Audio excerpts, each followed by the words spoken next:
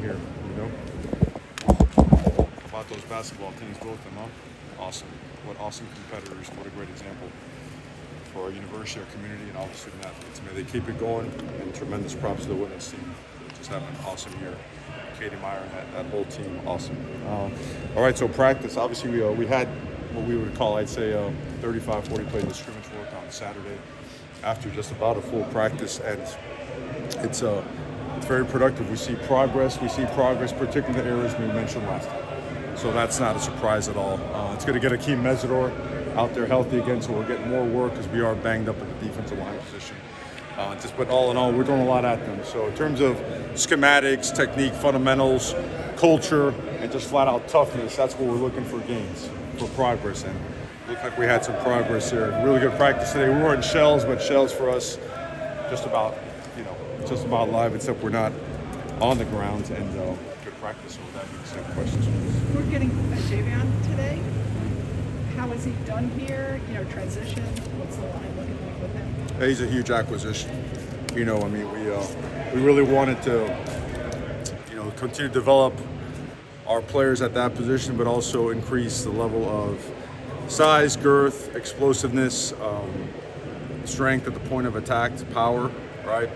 He's got a ton of experience playing at the University of Alabama. He's just an awesome guy to be around because he has great energy, he works hard, and he lets you push him hard.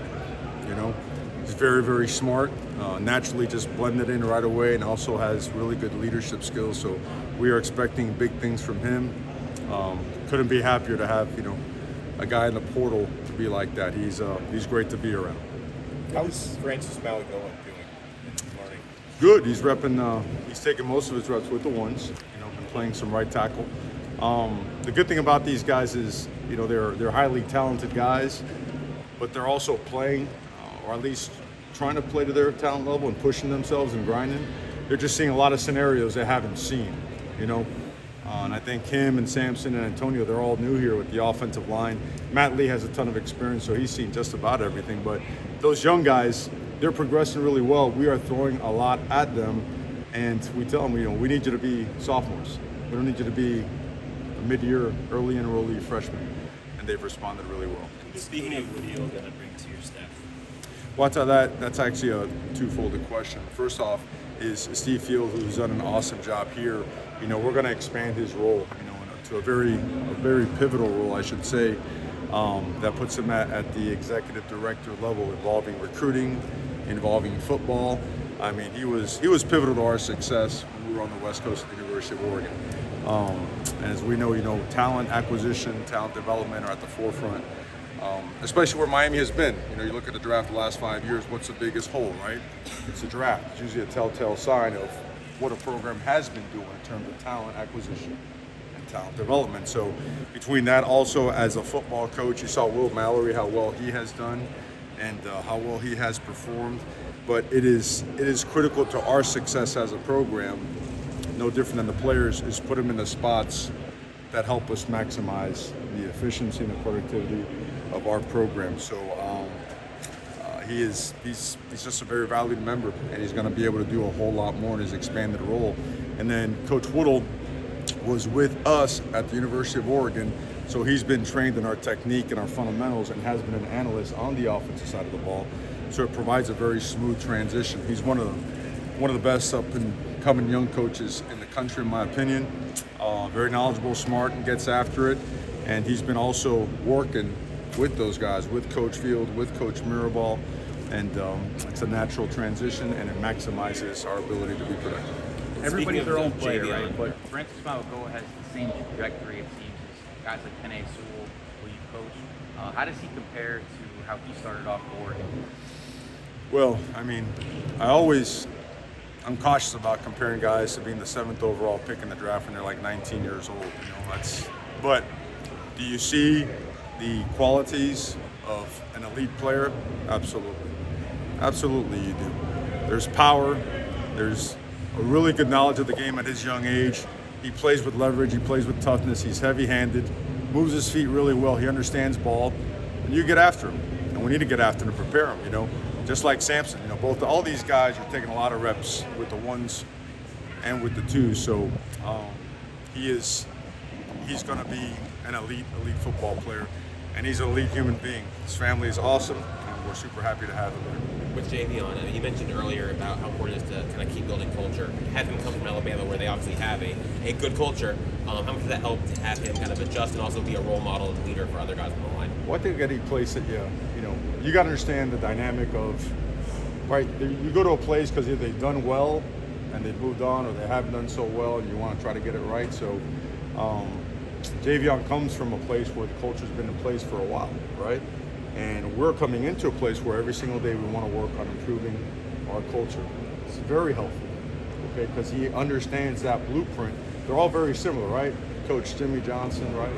Out there, Coach Saban in Alabama, what we did over there at Oregon. They're all very similar blueprints, and that's at the forefront of just about everything that we do. So he's been great, and he's backing it up with the way he plays. And again, but it's a guy you can push and get after like all the time, and he wants that. That's why he came here. We've had some really good success with offensive linemen over the years, and we don't intend on stopping anytime soon. And then with Tyler, just having a chance to see him over the first 7 practices through partial scrimmage and stuff, how has he developed? How much has he grown since, I guess, this point last year? He's grown a ton. He's developed a ton. I think the first thing where he deserves credit is he played behind, we're doing a good job finding a better supporting pass for him now. It's hard to be in the pocket last year, and he took a lot of shots when he got hurt. And, I think a lot of guys would have just kind of packed it in and maybe just given up or moved on, and he was the opposite. He wants to see Miami be great, and his approach to the game is the right kind of approach. And so this offense is really tailored to his skill sets. And he's really, he's taken a tremendous step as a leader, very accurate in the passing game, done a really good job with protections, getting us into the right plays, and still learning the system, so he attacks it on a daily basis.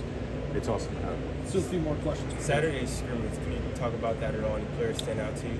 The past one? Yes, sir. Man, I'll tell you what stood out today was Cisco Magoy's interception, to finish off. That was really impressive. Henry Parrish really stands out right now. He does. Colby Young has been having a great camp. Xavier Restrepo continues to go. I think the development of Rashard Smith and Jacoby George really stand out. It really does. The play of both Robbie and Ray really stand out as well. The young tight ends, man, they're good football players. The physicality of Cam on the defensive side, just the continued development of Nigel Lee Kelly. Big play today in 2 minutes as well, batting down the ball. Ruben Bain really standing out. Great to see Mesidor out there today. Moon had been moving up. He got nicked up today. Nothing serious. He's good to go. But there is some development. There's some flashes. We got to push him, and I'm going to grind him. I'm going to grind him really hard because he needs that. I think guys like K4, guys like Wesley, Corey Flagg, Bobby Washington really stands out. Just a really big size speed guy that'll strike you, and he can go now. Markeith Williams has flashed, and we got to get more consistent with him and Chris Graves to give us good play. Darryl Porter really stands out. The guy's playing at a high level.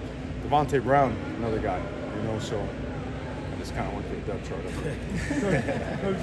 there. You mentioned Henry Parrish a few Yeah. times in the spring, Yeah. just now too. What is he doing? What's different? Man, he's different right now. I felt like last year he just kind of bogged down, got nicked up, got banged up. We're a little bit deficient up front. We were lacking the body types you need to push people back, and it showed up in his play. I think it affected him. I think that guy's determined to have a great season and have a great team. I thought what really stood out, first of all, he's running, he's getting in and out of his stuff and getting downhill and being able to bounce stuff like I haven't seen him do. This is what we recruited. This is what we wanted here. And then you see the other stuff too, where one of his teammates will score a touchdown. He'll be the first one spring across the field. Good culture stuff, which again, we got to build that up every single day. That's certainly not the snap of the finger stuff. That's stuff you got to work at. So Henry and the other parties catching the ball really well. Great. Thank you very much. Okay. All right, guys. Thank you. Appreciate it.